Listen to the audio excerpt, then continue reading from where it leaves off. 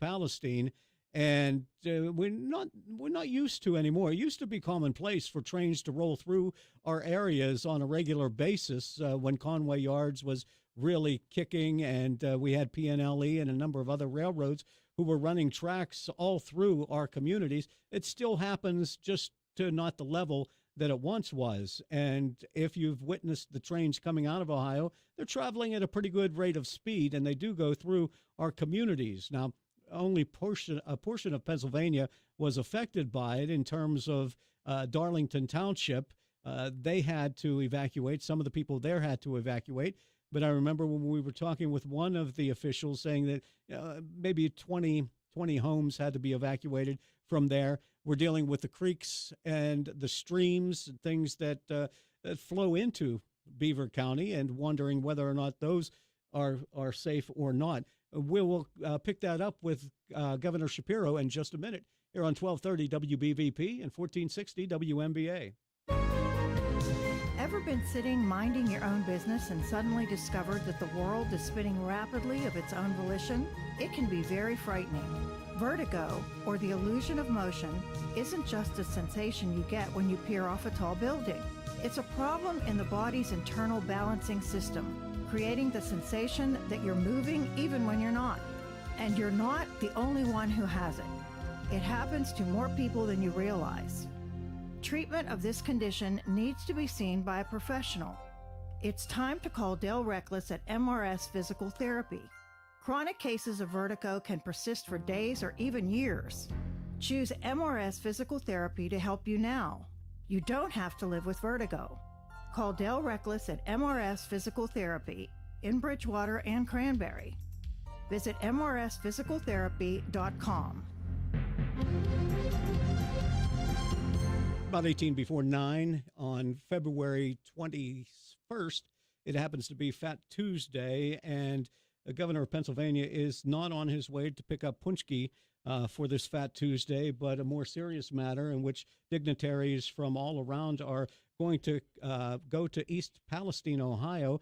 Governor Shapiro, welcome to the show. Thank you for coming on with us this morning. Of course, Mike.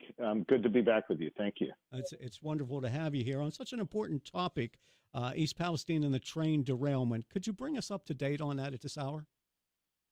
Absolutely. Let me start at the beginning, if I may, and then happy to get into any specific questions you have. I mean, obviously, from the beginning here, literally in the minutes after the derailment, my administration has been both dealing with this through our Emergency Operations Center and on the ground in Beaver County, assisting Pennsylvanians, making sure they have the resources they need. I was in Beaver County last week. In a few hours, I'll be in East Palestine, Ohio, and then I'll be back in Beaver County with some residents. I've been engaged directly with local government leaders, and I must say the county commissioners and other local leaders in Beaver County have just been extraordinary in the way they've handled this. I've also been communicating with my colleague Mike DeWine, the governor of Ohio, to coordinate where appropriate. And I've been really engaged with our federal partners to make sure that we're getting the resources we need in Pennsylvania. I've spoken to the President of the United States multiple times, the Secretary of Transportation, the EPA administrator, that's the Environmental Protection Agency administrator. In fact, I'll be with him shortly to make an important announcement about making sure we have the resources in Beaver County to help with the cleanup and the monitoring. We've also taken some steps specifically through my administration to address the environmental concerns. We are obviously closely monitoring the air monitors to ensure that the air is okay to breathe, and I authorized testing of our water through the Department of Environmental Protection here in Pennsylvania just last week. Those tests are underway. And what we want to do is not just test one time, but test regularly and then provide those results to the residents in the affected area so that they can see what we see about the quality of their drinking water. And if there are any concerning signs, obviously address that immediately. I've also had my agriculture department working with folks to make sure their pets and livestock are safe and healthy. And the local elected leaders identified an issue with some of the local fire departments in Beaver County, making sure that we get their contaminated equipment either fixed or replaced. And so we have been working closely with them. My fire commissioner has been engaged in this, and we've been making sure we get the money from Norfolk Southern to replace that equipment very quickly. We've had regular contact with Beaver County residents, either through us or through local government, to make sure they have what they need, from well water testing to bottled water. So we are not going anywhere. We know this is going to be a long haul. We're here for the good people of Beaver County, and we'll be doing everything in our power to make sure they have the resources they need.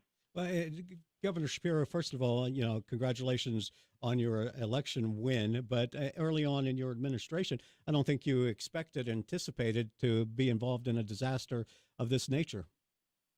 No, but you always know there's going to be an emergency, and I've surrounded myself with, I think, the best of the best when it comes to public servants. Folks know what they're doing, and we're all addressing this in a calm, thoughtful, rational way. And I'm really proud of the team we have in my administration. And I must say, I'm really proud of the team that you all have on the ground in Beaver County. Your local elected leaders are doing a fine job. This is how government's supposed to work. We're supposed to collaborate, deal with emergencies, deal with them in a calm way, and make sure that the good people of Beaver County, Pennsylvania, have what they need in order to be safe and healthy. I have been impressed up to this point. Now it's starting to get a little more political. I don't want to dive too deep into those weeds, but I'm impressed by what you just said and the fact that you're a Democratic governor from Pennsylvania. Governor DeWine is a Republican elected official, but you also have Republican members of the state legislature, Democrats from the state legislature, as well as Congress and the Senate. So this is a political response. This is everybody trying to pull together and make the best out of a bad situation. Without credit, look, I don't care what party you are. We have a responsibility to work to protect the good people of Pennsylvania. I've got Democrats and Republicans in my administration. You just pointed out Governor DeWine and I are different parties, but we're working together on this. I honestly couldn't even tell you what all the party registrations are for the local Beaver County officials. I don't really care, and I don't think they care. We have a responsibility to work together. That's what the people should expect of us, and that's exactly what we're doing. There's no place for politics in this. I will say it's a little frustrating to see, some of the extremists inject these ridiculous conspiracy theories and other things into the conversation. That's not helpful right now. What is helpful is doing exactly what we're doing and what your Beaver County officials are doing, and that is working together to actually make sure people are safe and healthy. Governor Shapiro, in terms of safety and health, just a small portion of Beaver County, Pennsylvania, was affected by the evacuation. What can you tell our residents, even downstream, as to what is going on? And as far as the testing is concerned, what has it resolved? Yeah, great question. Obviously, in the early hours, it was kind of that 1 mile radius that we were talking about, if you recall. When it comes to testing, we've obviously expanded beyond that 1 mile radius. The air quality testing goes beyond that. And then the water testing that I ordered last week, which has commenced, is we've doubled that area. So it's a 2 mile radius where we're doing the testing. And we'll look to expand that as need be to make sure that everyone has peace of mind. We're going to continue to be on the ground in that affected area and make sure people have what they need. Mm-hmm. And as far as Norfolk Southern is concerned, we knew about vinyl chloride, but we also understand there were some other chemicals being carried on that train. Yeah, look, I mean, I was focusing my initial comments, obviously, just on the residents of Beaver County, making sure they were okay. I'm glad you're asking about Norfolk Southern, because I really think their conduct in many ways has been shameful from the early hours of this to what we're experiencing today. I have very, very serious concerns about their handling of this derailment. It began with them not even giving us the initial notice of the derailment. My emergency operations center was activated before Norfolk Southern gave us the heads up that it even occurred. During those initial hours, and I articulated this in a letter that I sent to the CEO, I thought it was important to put it in writing and to show their failings in those early hours. They failed to participate in what's known as a unified command. And Mike, think about it this way. You're dealing with an emergency, whatever it is, from a snowstorm to a train derailment, anything in between. One of the most important things you can do is have a unified command structure. So everybody has the same information. Everybody is sharing their knowledge. Governor DeWine and I kind of married up our unified command structures. Typically, they're done state by state. We included Beaver County officials in that. The one party that kind of refused to fully participate was Norfolk Southern. They kind of went off and did their own thing, which made things more difficult. They failed to share accurate modeling information, which just made our jobs harder. And they really were not willing to present alternative, options to the vent and burn. So they really made our lives more difficult. I think it's important that the public be aware of that. I have made very, very clear that Norfolk Southern will pay for every bit of damage, every bit of testing, every bit of water, every bit of necessary supplies we need in Beaver County. Part of the reason I'm going to East Palestine today to stand with Governor DeWine is to announce an effort by the federal government to hold them accountable financially for some of this wrongdoing. So there will be accountability on Norfolk Southern's part. I also think it's critically important, and this goes beyond this train derailment, but it's important that Congress gets off their butts and actually regulates this industry in a way that keeps our residents safe. We didn't even know, nor did the officials in Ohio, that these chemicals were on their way to pass through our borders. And the reason we didn't know is because by law, they weren't required to tell us. That's crazy. They should be letting us know what is in these trains, and our local officials, wherever they are along the track, should be prepared, along with our state officials, to deal with a disaster if one occurs. But this is the problem when you have a big railroad that's got a ton of dough. They love to lawyer up and have a bunch of lobbyists, and they screw the good people of Pennsylvania and other states over every single time. I'm sick and tired of that. And so hopefully what will come from this is not just taking care of Beaver County, but making some real change in the system to protect all Americans. We are hearing from Pete Buttigieg from the Biden administration as well, talking about legislation. Legislation has been quite lax for the railroad industry for about the past 20 years. Is it time or past time for this to be looked at? Because all these chemicals are always moving through our communities. So we're all in danger or vulnerable at some point. Without question, we're well past time. And these chemicals are going to move by rail, but we've just got to make sure they move safely as possible with notice to local and state officials, with proper cars and braking systems and other things. I mean, I'll tell you something that just galled me, Mike, when we were in those early hours on a call, Governor DeWine and I, someone from Norfolk Southern kind of popped into the call and said, their quote was, "These are the Cadillac of rail cars." That's what he said to me. Well, if they were the Cadillac of rail cars, it wouldn't have derailed in East Palestine.